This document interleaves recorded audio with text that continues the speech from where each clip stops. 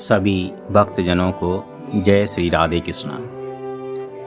कामदा एकादशी चैत्र मास के शुक्ल पक्ष की 11 को मनाई जाती है। भक्तजनों, इस व्रत की मान्यता है कि व्यक्ति के सभी पाप नष्ट हो जाते हैं और मृत्यु के पश्चात मोक्ष की प्राप्ति होती है।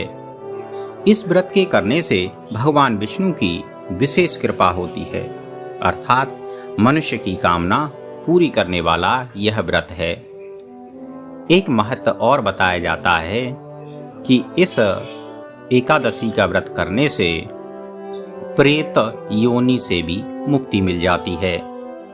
व्रत की कथा इस प्रकार है। महाराज युधिष्ठिर की याचना करने पर प्रभु श्री कृष्ण ने कामदा एकादशी व्रत का महत्व बताया। प्राचीन काल में एक नगर था जिसका नाम भोगीपुर था। यहाँ पुंडरीक नाम का राजा राज्य करता था।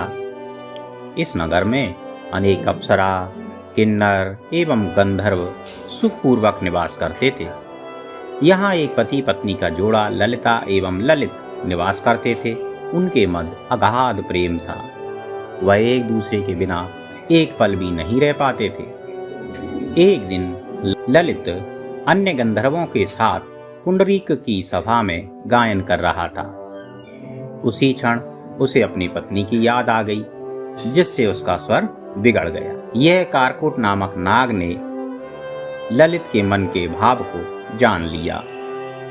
नाग ने गायन के पद के भंग होने की बात राजा को बताई, जिससे राजा क्रोधित हो गया और श्राप दिया कि जा तू राक्षस बन जा। इस प्रकार श्राप के कारण वह राक्षस योनि में अनेक प्रकार के कष्ट भोगने लगा। जब यह बात उसकी पत्नी ललिता को ज्ञात हुई तो उसे बड़ा ही खेद हुआ। वह अपने पति के उद्धार का उपाय सोचने लगी। एक बार ललिता अपने राक्षस पति का पीछा करती हुई विंध्याचल पर्वत पर पहुंच गई, जहां पर श्रृंगी ऋषि का आश्रम था। ललिता श्रृंगी ऋषि के पास जाकर अनुनय विनय करने लगी। तब ऋषि बोले, तुम कौन हो और यहाँ किस लिए आई हो?